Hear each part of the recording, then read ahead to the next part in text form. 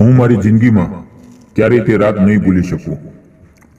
ખૂબ જ વરસાદ થઈ રહ્યો હતો અને ઘરેથી બધા લોકો લગ્નમાં ગયા હતા. ઘરે હું અને મારા કાકી એકલા હતા.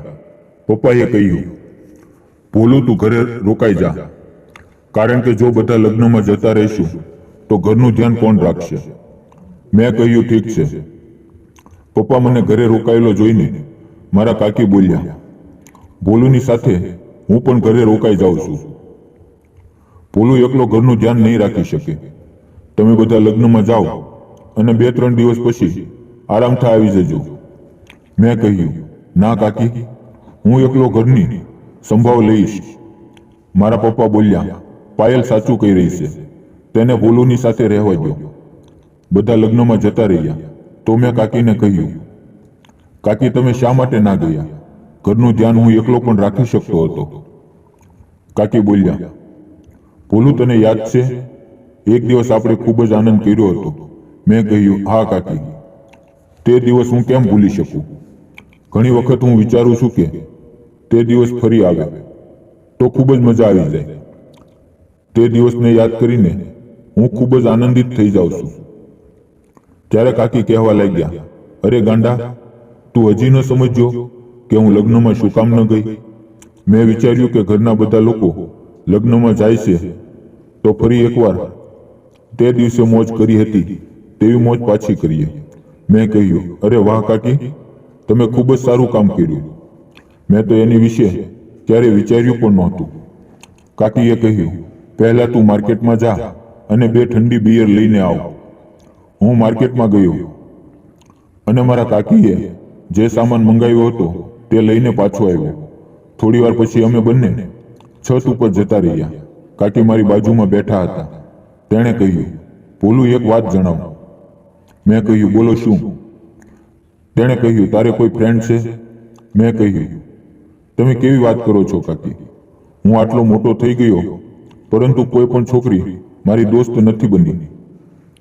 મિત્રો, તમને જણાવી દઉં કે મારા કાકી થોડાક ફ્રેન્ડલી સ્વભાવના છે અને મને તેનો આ સ્વભાવ ખૂબ જ પસંદ આવે છે.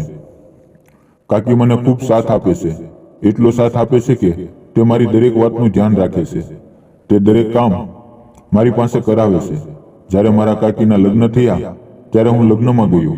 કાકી સ્ટેજ ઉપર બેઠા હતા તો હું તે બંનેની વચ્ચે જઈને બેસી ગયો. હું ઘરમાં બધાથી નાનો હતો એટલે ઘરના બધા લોકો મને ખૂબ જ પ્યાર કરતા હતા. મારા કાકીના લગ્નને 3-4 મહિના થયા હતા. હું મારા કાકી સાથે ખૂબ જ ઓછી વાત કરતો કારણ કે મને શરમ આવતી. એક દિવસ હું નાહીને બાથરૂમમાંથી બહાર આવ્યો તો કાકી મને જોઈ રહ્યા અને પછી બોલ્યા, શું વાત છે? તું એકદમ હીરો જેવો લાગે છે. તું કસરત કરા છો? મેં કહ્યું, નહીં. આટલું કહીને હું મારા રૂમમાં જતો રહ્યો અને તૈયાર થવા લાગ્યો. જ્યારે હું બહાર આવ્યો તો કાકીએ મને ફરીવાર કહ્યું, ભોલું ક્યાં જાય છે? શું તું કોઈને મળવા માટે જા છો? મેં કહ્યું, ના કાકી, આજે એક મિત્રનો જન્મદિવસ છે, હું તેના ઘરે જાઉં છું. હું વિચારવા લાગ્યો કે કાકી મારી સાથે આવી વાતો કેમ કરતા હશે. ધીમે ધીમે હું જાણી ગયો કે કાકીને મજાક કરવાની આદત છે. તે મારી સાથે હસી મજાક કરે છે. બીજે દિવસે કાકાએ મને કહ્યું, મને સ્ટેશન મૂકવા માટે આવો, હું 2-4 દિવસ માટે બહાર જાઉં છું. મેં કહ્યું, ઠીક છે કાકા. હું કાકાને સ્ટેશન ઉપર મૂકવા ગયો. મારા કાકાને બહારનો બિઝનેસ હતો. તે વધારે ઘરની બહાર જ રહેતા. રાત્રે હું વોશરૂમ કરવા માટે બહાર ગયો. મેં જોયું તો કાકી પોતાના રૂમમાં જાગી રહ્યા હતા. તેનો રૂમ મારા રૂમની પાસે છે. તેના રૂમનો દરવાજો ખુલ્લો હતો. હું અંદર ગયો તો કાકી પોતાના ફોનમાં બીજી હતા. મને જોઈને તે બોલ્યા, ભોલું નીંદર નથી આવતી? મેં કહ્યું, નહીં. હું બાથરૂમ જઈ રહ્યો હતો તો મેં જોયું તમારા રૂમની લાઇટ ચાલુ છે અને દરવાજો પણ ખુલ્લો છે, એટલા માટે હું અંદર આવી ગયો.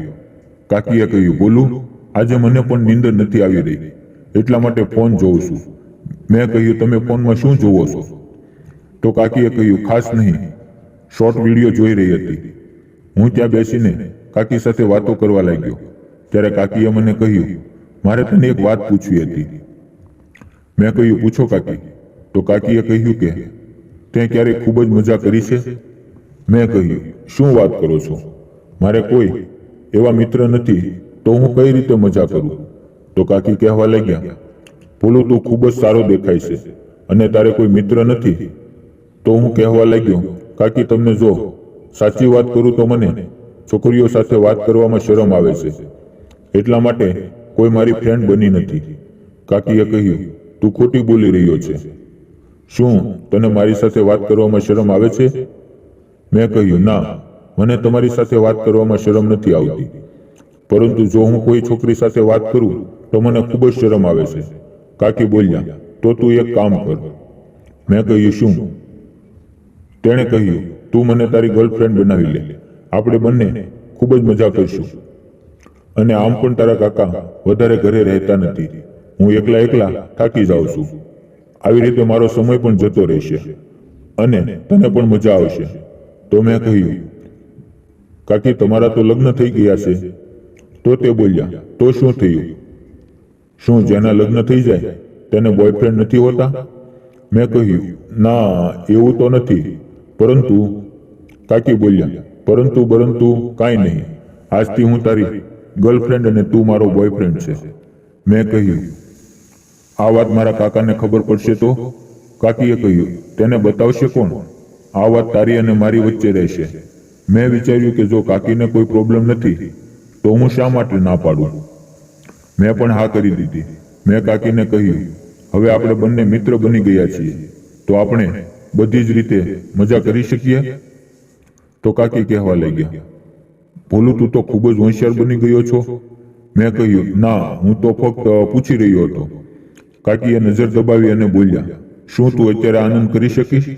તો મેં કહ્યું, કાકી તમે હજી મને ઓળખતા નથી. કાકીએ કહ્યું, ઠીક છે, પણ જ્યારે આપની દોસ્તી મને લાગશે કે બરાબર છે ત્યારે હું આ વિશે વિચારીશ. મેં કહ્યું, સારું, હવે હું સુવા જાઉં છું. આટલું કહીને હું મારા રૂમની અંદર આવી ગયો. સવારે જ્યારે હું ઊભો થયો તો ખૂબ જ મોડું થઈ ગયું હતું. મારા કાકી તૈયાર થઈને બહાર જવાની તૈયારી કરી રહ્યા હતા. મેં કહ્યું, કાકી તમે ક્યાં જાઓ છો? તો તે બોલ્યા, ભોલું તું જલ્દી ચા પી અને કપડાં પહેરી લે. મેં કહ્યું, પરંતુ શું થયું? તો કાકીએ કહ્યું, મારા મમ્મીની તબિયત ખૂબ ખરાબ થઈ ગઈ છે, એટલા માટે મને તું તારી બાઇક ઉપર ત્યાં લઈ જા. હું જલ્દી તૈયાર થઈ ગયો અને કાકીને મારી ગાડી ઉપર બેસાડીને તેના ઘરે લઈ ગયો. રસ્તામાં કાકીના ફોન ઉપર ફોન આવ્યો. તેણે મને કહ્યું, છોટું ગાડી ઊભી રાખ. મેં કાકીને કહ્યું, શું થયું? તો કાકી કહેવા લાગ્યા, આ જગ્યા કેટલી સારી છે. તો મેં કહ્યું, પણ કાકી આપણે જવામાં મોડું થશે અને ત્યાં તમારા મમ્મી. તો કાકી બોલ્યા, અરે ગાંડા, આ તો ફક્ત એક બહાનું હતું, મારી માને કાંઈ નથી થયું. મેં કહ્યું, તમે પણ શું કાકી, આ તે કેવી મજાક છે? કાકી બોલ્યા, હું ઘણા દિવસથી બહાર ગઈ નહોતી. મેં વિચાર્યું આજે બહાર ફરવા જઈએ, એટલા માટે મેં પ્લાન બનાવ્યો. પછી હું પણ કાકી સાથે ફરવાનો આનંદ લેવા લાગ્યો અને પછી સાંજે અમે બંને ઘરે પાછા આવ્યા. મારા મમ્મી મારા કાકીને પૂછવા લાગ્યા કે શું થયું હતું માને? તમારા મમ્મીની તબિયત તો ઠીક છે ને? તો કાકી બોલ્યા, હા, તેને સારું છે. હું પણ વિચારી રહ્યો હતો કે કાકી બહાના બનાવવામાં એક્સપર્ટ છે. પછી કાકીએ મને કહ્યું, બોલું, મારી સાથે રૂમમાં આવ, મારે તારું કામ છે. હું મારા કાકી સાથે તેના રૂમમાં ગયો. મેં કાકીને કહ્યું, તમે તો ખૂબ જ તૈયાર છો, તમે કોઈ પણને ઉલ્લુ બનાવી શકો છો. કાકી કહેવા લાગ્યા, તું ટેન્શન ના લે, મારી સાથે રહીને તું પણ તેજ થઈ જઈશ. કાકી મારી સાથે બધી જ વાતો કરતા, તે મારો ખૂબ જ સાથ આપતા અને મારી સાથે મજાક પણ કરવા લાગતા. બપોરનો સમય હતો. હું બજારમાંથી સામાન લેવા માટે ગયો હતો. જ્યારે પાછો આવ્યો તો કાકીએ મને બોલાવ્યો. તે ખૂબ જ ખુશ લાગી રહ્યા હતા. મેં કહ્યું, શું વાત છે કાકી, આજે તમે ખૂબ જ ખુશ લાગો છો? કાકી બોલ્યા, વાત જ એવી છે, તો ખુશી તો થવાની. મેં પૂછ્યું, શું વાત છે? તો તેણે કહ્યું, તારા કાકાનો ફોન આવ્યો હતો. તેણે બાજુના શહેરમાં એક ફ્લેટ રાખ્યો છે અને તે મને તેની પાસે બોલાવી રહ્યા છે અને તેણે આજે સાંજની ટિકિટ પણ બુક કરાવી દીધી છે. તો તારે મને સાંજે સ્ટેશન સુધી મૂકવા આવવું પડશે. મેં કહ્યું, કાકી તમે જતા રહેશો તો હું અહીંયા એકલો થઈ જઈશ. તો કાકીએ કહ્યું, અરે તું ચિંતા ન કર, હું ત્યાં જઈને કોઈ પણ બહાનું કરીને તને ત્યાં બોલાવી લઈશ. હું સાંજે કાકીને સ્ટેશન ઉપર મૂકવા માટે ગયો. મેં કાકીને કહ્યું, કાકી ફોન કરીને તમે મારી સાથે વાત કરજો. તેણે કહ્યું ઠીક છે. અને મિત્રો, હું થોડા દિવસ મારા કાકીના ફોનની રાહ જોઈ રહ્યો અને એક દિવસ અચાનક બપોરે મારા કાકીનો ફોન આવ્યો. સામેથી મારા કાકીનો મધુર અવાજ હતો અને તેણે મને ત્યાં આવવા માટે આમંત્રણ આપ્યું. અને પછી હું મારા કાકીના ઘરે રહેવા માટે ગયો. અને પછી એવું થયું જે હું તમને વિડીયોના આગળના ભાગમાં જણાવીશ. આગળનો ભાગ સાંભળવા માટે વિડીયોને લાઈક અને ચેનલને સબસ્ક્રાઇબ જરૂર કરજો. ફરી મળશું એક નવા વિડીયોમાં.